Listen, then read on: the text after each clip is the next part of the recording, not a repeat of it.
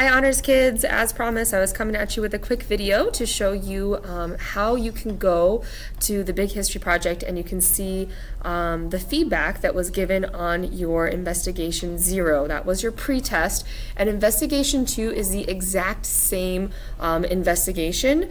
It literally is just now you have hopefully some more content and you can work on your analysis skills for this, okay?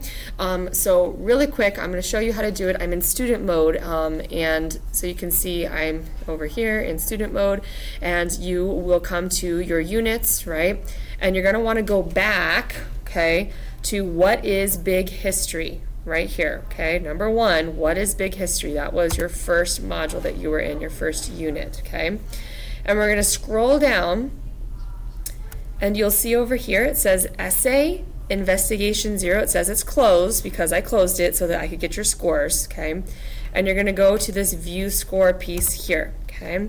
It should take you right into Revision Assistant, okay? And you will see, because you've actually written it, I have not, okay? You will see, I do believe it's when you scroll at the bottom, okay? You will at the bottom be able to see your scores in all of the parts of the rubric. Now, if you're wondering where the rubric is not only available to you in your console, but it is also available like here in Big History Project, but I also copied it, and it is available for your Investigation 2. So if you go and view that rubric, you should be able to see how you will be graded on your investigation, okay?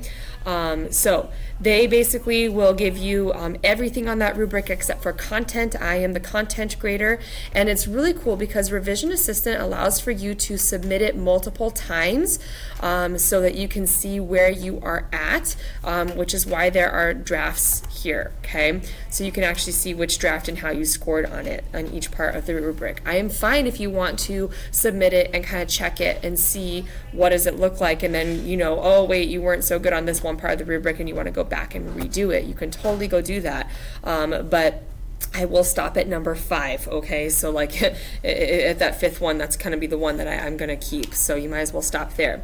You're going to copy and paste it directly into a Word document, just like you did before, and submit it in Canvas for me. But I'll be coming back here to this lovely site to grade your work for Investigation 2, okay? Please let me know if you have any questions, and I appreciate all of the hard work you guys have been doing. I know this is a brand new course and it's totally different for history. Please make sure that you give me a little bit of feedback. I like feedback. This is the first time I've ever taught this course, and it's not something I've done in person. Normally if I've taught it in person, I'm like, okay, I know it works, I know it doesn't work.